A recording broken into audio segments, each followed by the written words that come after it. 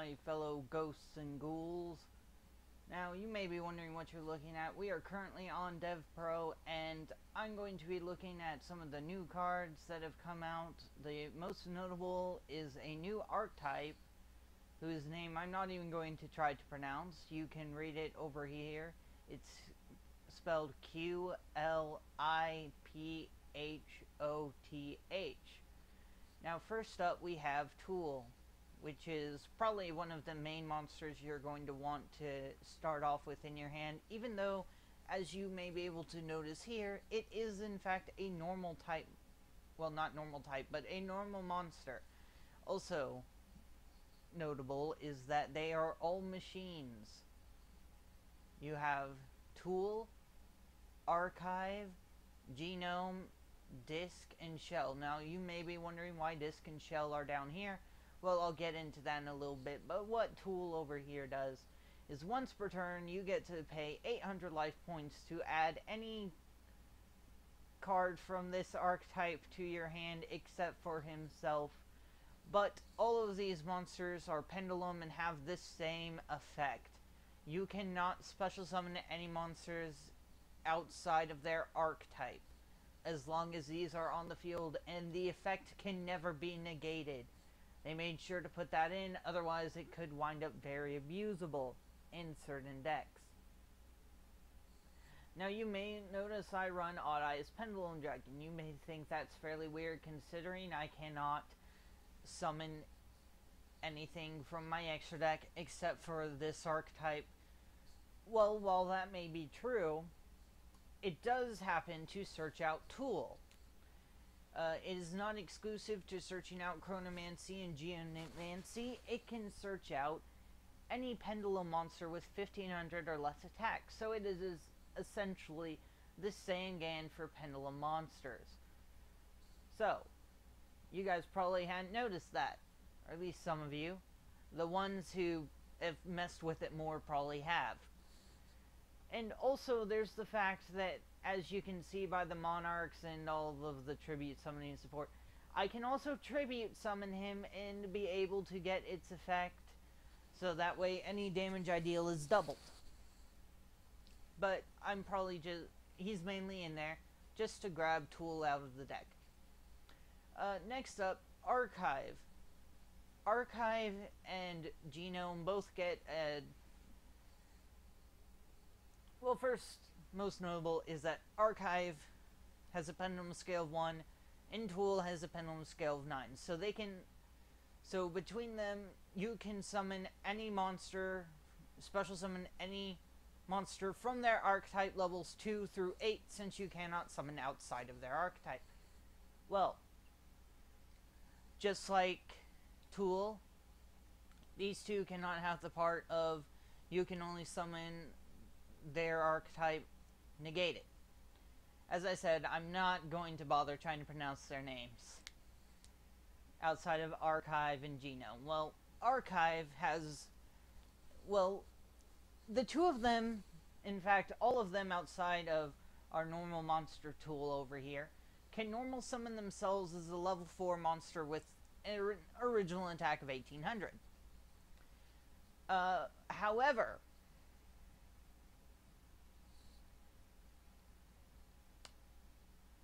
they do have another effect,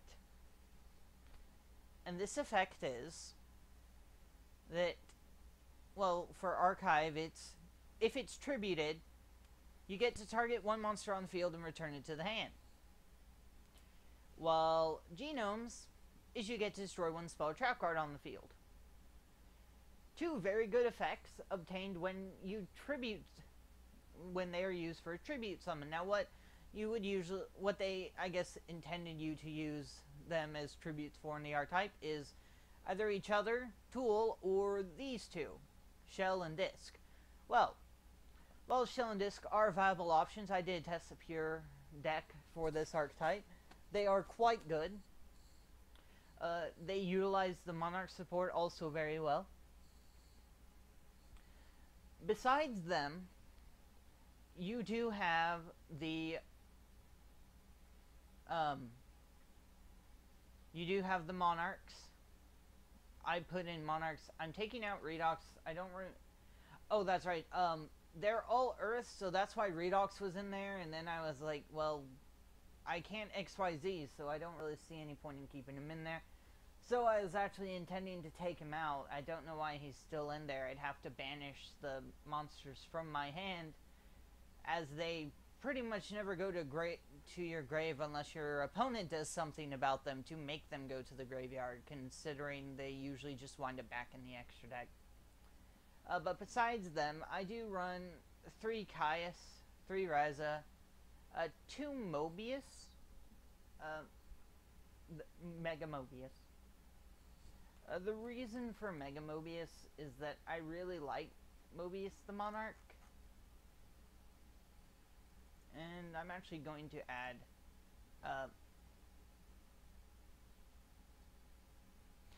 Greymarg the Mega Monarch. Sorry, it says the Gold Earth Monarch, and I was slightly confused for a second.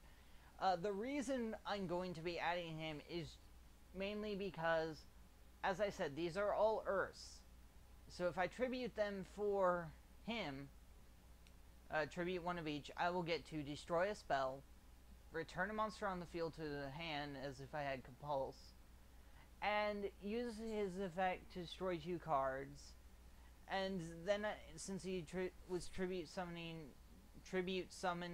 by using an Earth type monster, or an Earth attribute monster, I get to draw a card.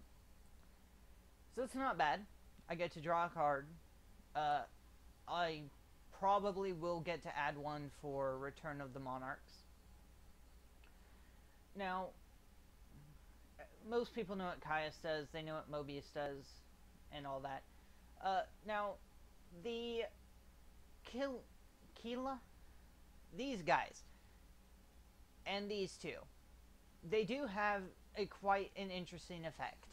While they are on the field, now keep in mind they do become level 4 when normal summoned without tributing, which is why tributing is a very good thing in this deck. It's because of their main ability.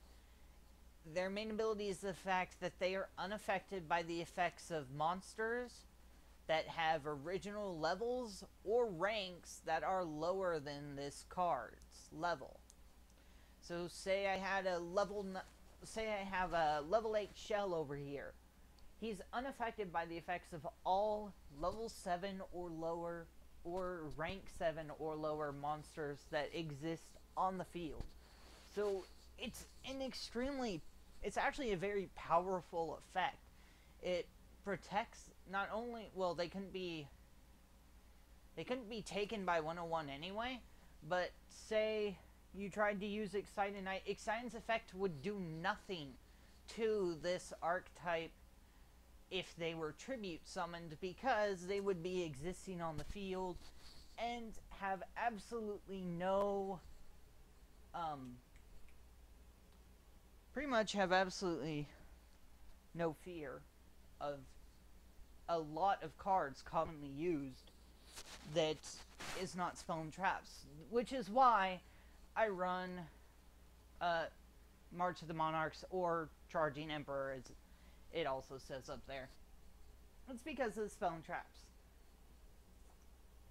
And also keep in mind that Genome over here does destroy spell and traps as well. And I also run 3 Mystical Space Diving. Now there are certain troubling monsters that this deck can really not get over. Stuff that can't be destroyed by card effects can be difficult, but I'm going to get into the most... I actually did a video over Monarch support, so if you don't know what the Monarch support's doing, then you should really go watch that. Because I did do a video over it, so if you are new to my channel, I did do a video. You can find it underneath the videos I've made.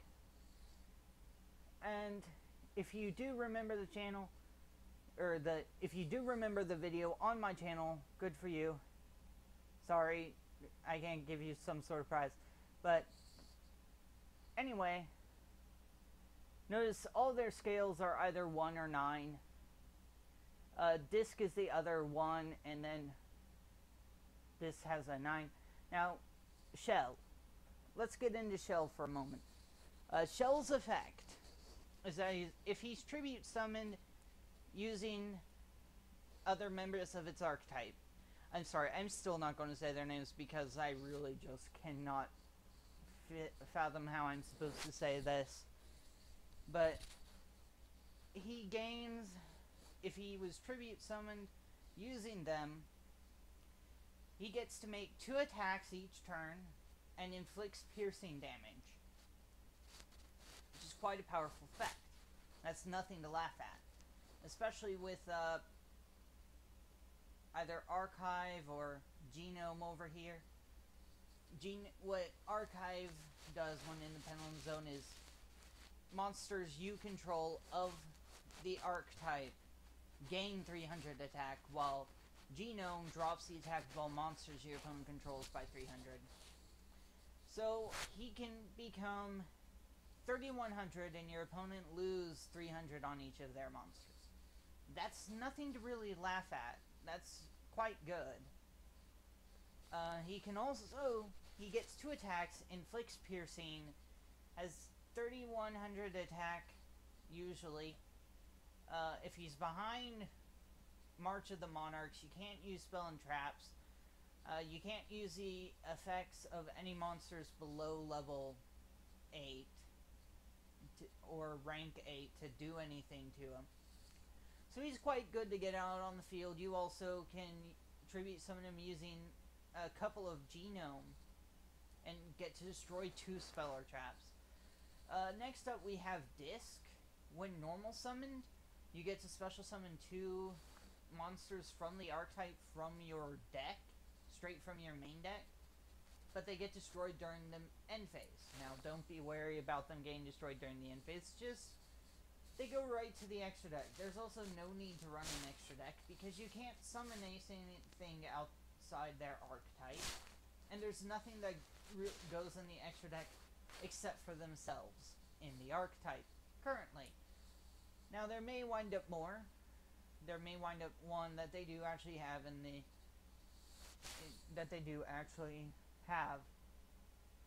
but currently there's none.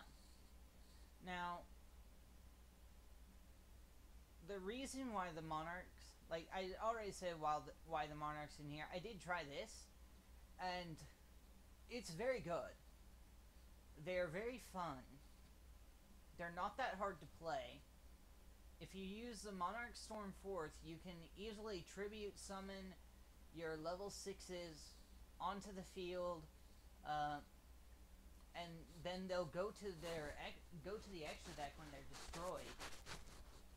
They'll be unaffected by monsters lower than level 6 or rank 6. So it's, all in all, not that bad. Now, I want you to notice one thing.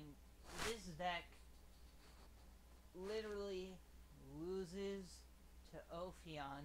I'm not kidding. This deck cries if your opponent summons Ophion and sits on it, because there's nothing you can do about it.